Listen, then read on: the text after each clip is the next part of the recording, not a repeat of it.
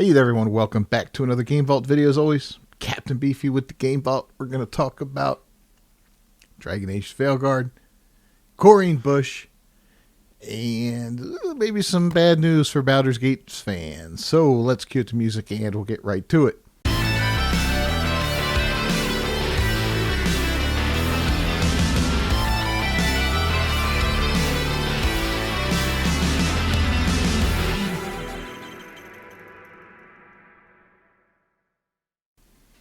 All right, so this is a speculative piece here we're going to talk about, and there is some merit behind it, I think.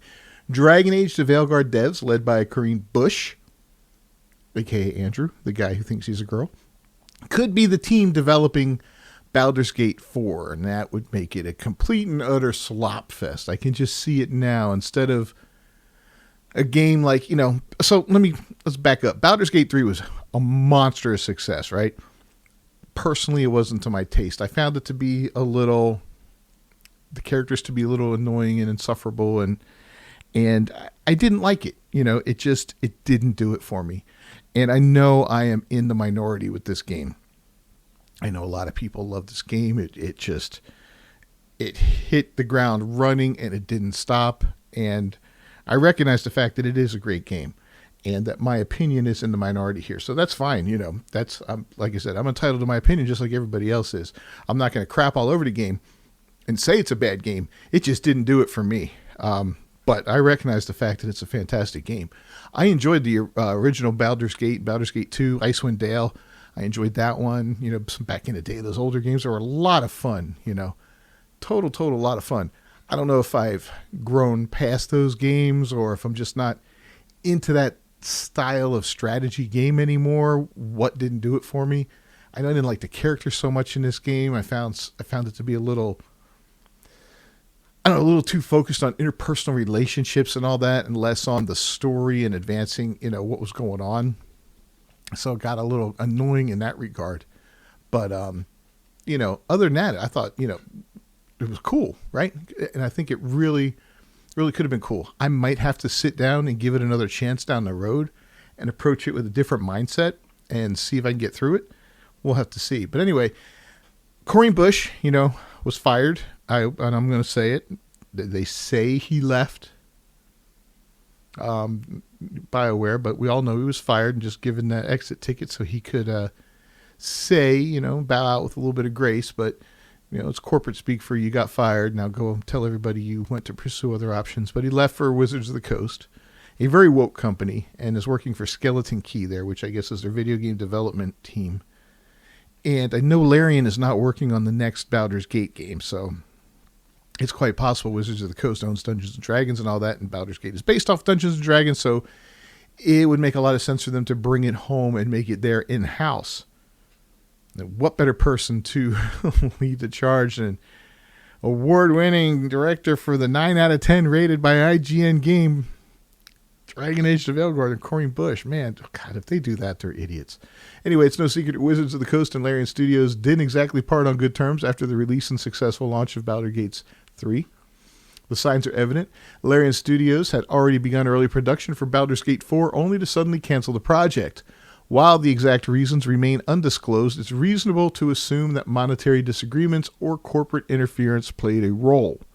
After all, Larian Studios CEO Sven Vink made a scathing speech during the Game Developers' Choice Awards where he openly criticized corporate greed and its detrimental impact on creativity.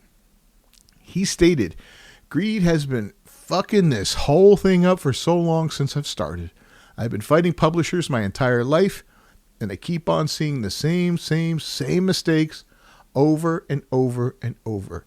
If we read between the lines, this could very well have been a subtle message aimed at their former partners, Wizards of the Coast and Hasbro, possibly hinting at why Larian chose not to develop a sequel, despite the immense success and acclaim of Baldur's Gate 3. It's worth remembering that Sven Vink was the backbone of the Baldur's Gate 3 project.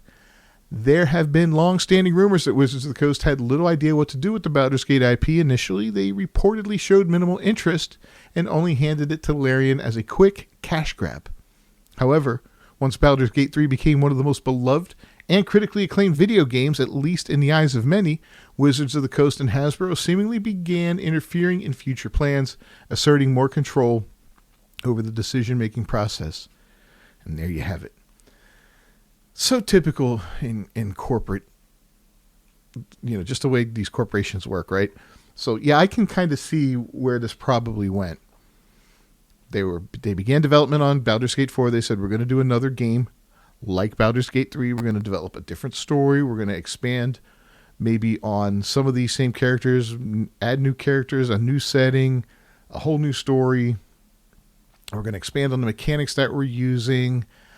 Maybe we'll make it this time so the characters can go a higher level, whatever, and we're going to keep it the same, but better, improved, meatier. Now that we have developed this game and we were so successful, we know there is a built-in fan base for Baldur's Gate 4. They know it, right? They could have put out the game and they know they would have sold millions of copies in a heartbeat because of the success of Baldur's Gate 3. In a heartbeat. So they could have done that. But what probably happened is Wizards of the Coast and all that, they're like interfering now, probably like, well, wait a minute. Why don't we add a whole bunch of skins that we charge for? And why don't we do this? And why don't we do that? I'm speculating, all speculation here, but I can see, and because he's talking about greed here, monetization, right? Monetizing the game. I don't see them making it as an always online player type, like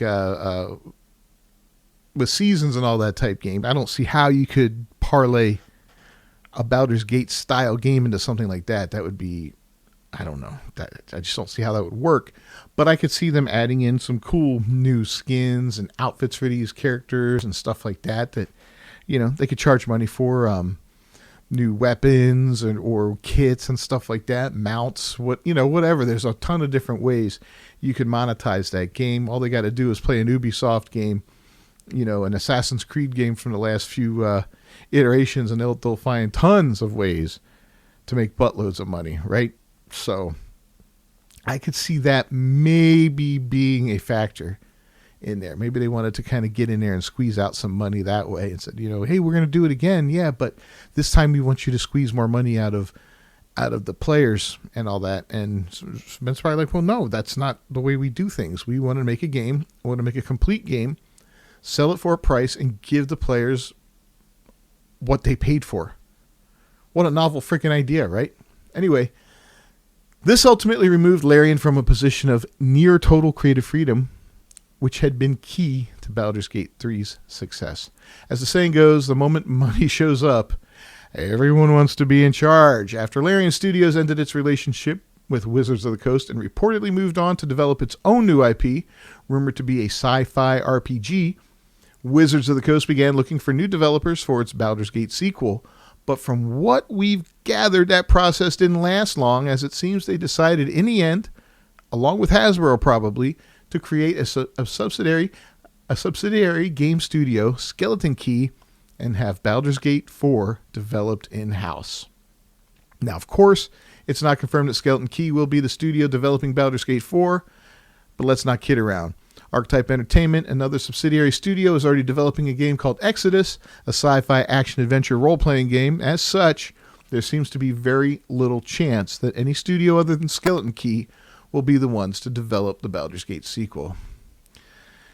And it makes sense. It makes perfect sense. Why would you put it outside of your own house at this point? You have a successful IP that no matter what's going to... A lot of people, a lot of your normies, a lot of your regular players don't know Wizards of the Coast from BioWare, from Larian Studios. They don't know any of this stuff, right? Any of this behind-the-scenes stuff.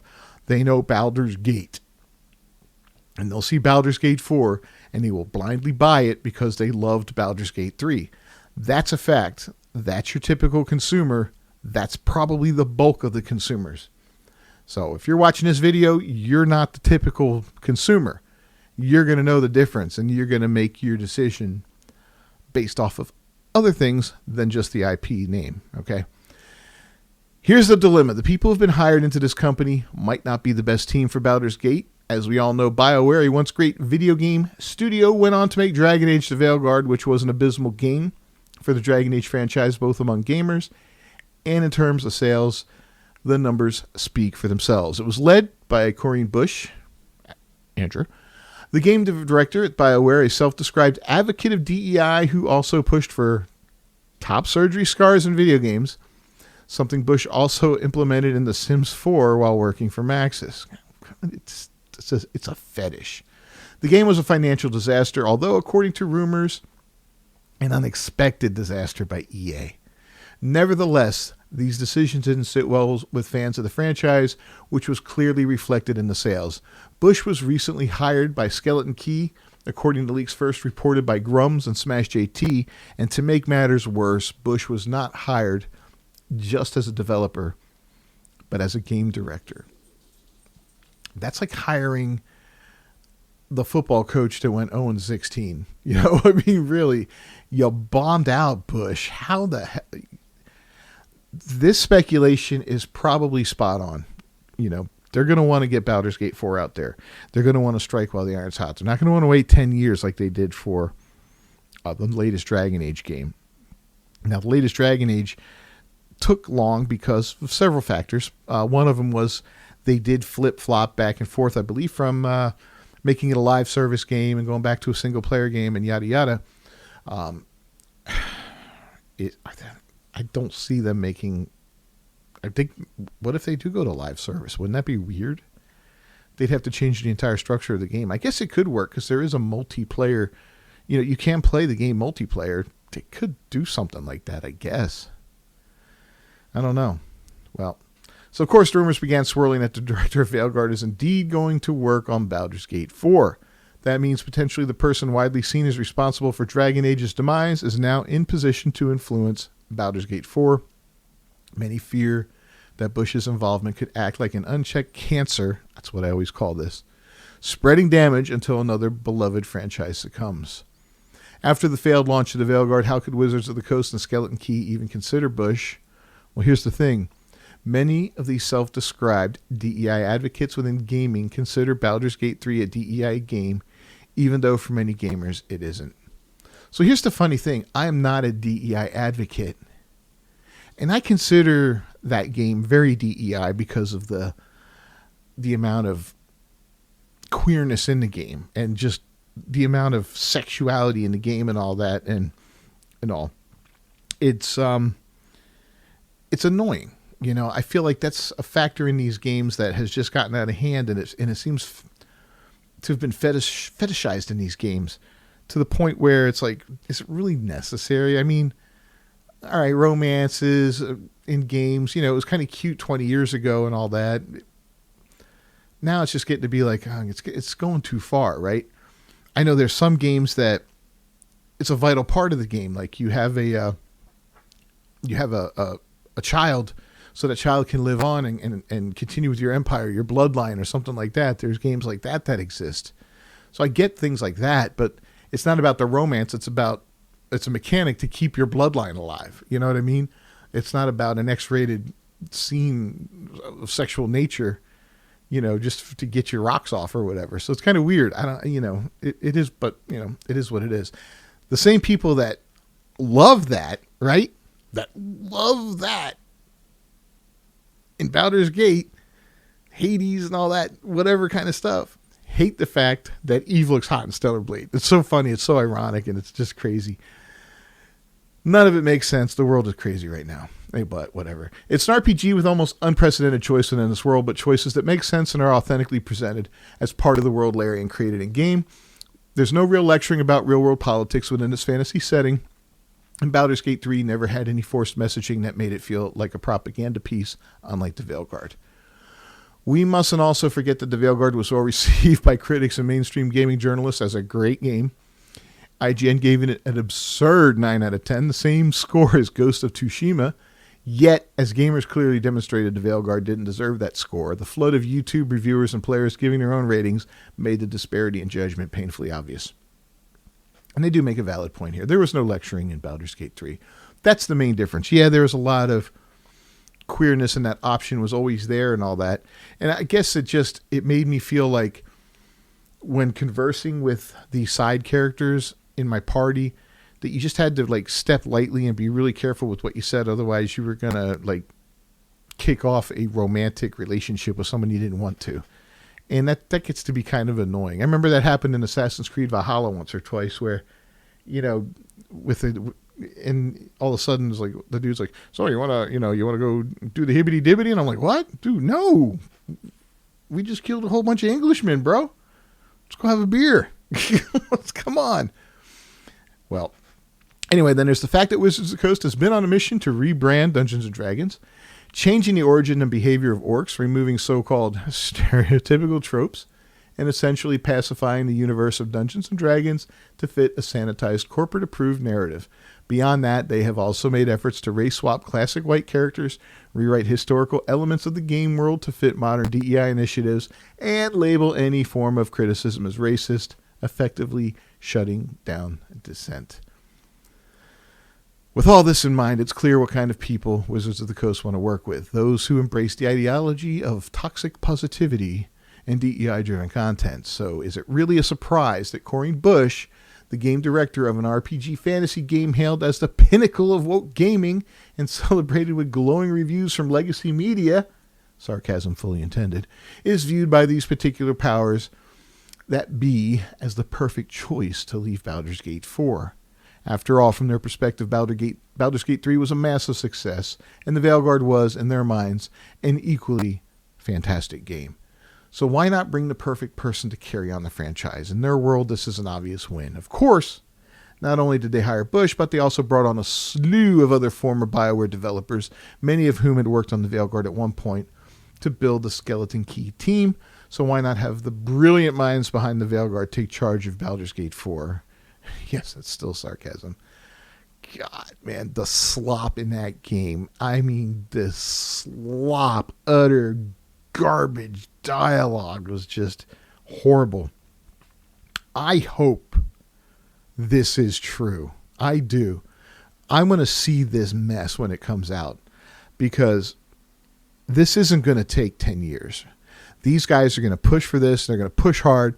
This game's going to be out in 5 years. They're going to push really hard for it. They're going to focus this team, and they're going to throw all kinds of money at them and try to get this game out in 5 years. And Baldur's Gate's still going to be fresh enough for everybody that they're going to remember, oh, man, that game was great. People still talking about it. It's fantastic. It was fun. It was, fantastic. Da, da, da, da. And then this Slopfest is going to come out, and it's going to crash and burn. And it's going to mark the end of this kind of game, this kind of initiative in gaming. And it might, maybe it'll put a spike in the heart of Wizards of the Coast and send them screaming into oblivion. I don't know. Ignore the poor sales. Ignore those so-called bigoted majority of gamers, 90% of us apparently, who rejected the Veilguard. Clearly in Wizards of the Coast mind, this team deserves to fail upwards. After all, who doesn't want Baldur's Gate 4, the Veilguard saga? We do, says Wizards of the Coast, but I fear that their legendary woke gamble will be nothing more than a brutal wake-up call once it hits the stores. What do you guys think, man? Think it's going to be, think this is true? You think this is going to... I see it happening, man. I really do see it happening, and it's going to be hilarious beyond measure when it does. I mean, instead of fighting off... What was it? Those mind flayers and all that. This is going to be your character's quest to, go find a doctor to get some bottom surgery or something like that. To go, remember how you're finding a doctor in the beginning of Baldur's Gate that can remove the mind flayer thing that went into your nose and all that. I didn't get past Act 1, I don't think, before I finally just got frustrated with the game and said, I'm done with it. But yeah, you're going to be looking for a doctor to go get yourself some bottom surgery in this game, maybe. I don't know. Leave a comment down below. Let me know what you think. Don't forget to subscribe to the channel, ring that bell for notifications. And yeah, we'll see you guys next time. Until then, peace.